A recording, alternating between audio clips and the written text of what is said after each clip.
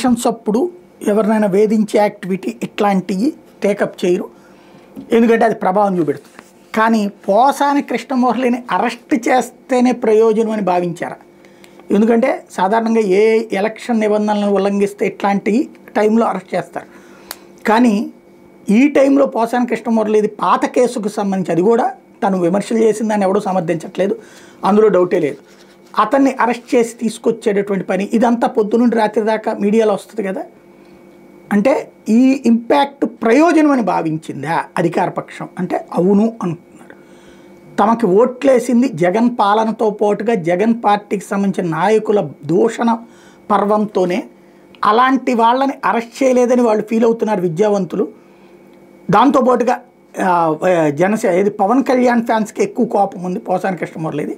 ఇప్పుడు గ్రాడ్యుయేట్ ఎమ్మెల్సీలో అటు గోదావరి జిల్లాల పాయింట్ వచ్చేటప్పటికి వాళ్ళదే అవుతుంది, అక్కడ ఎక్కువగా ఉండేటటువంటిది సామాజిక వర్గమే. ఇక్కడ కృష్ణా గుంటూరు జిల్లాల్లో కూడా ఈ లెక్కే ఉంటుంది.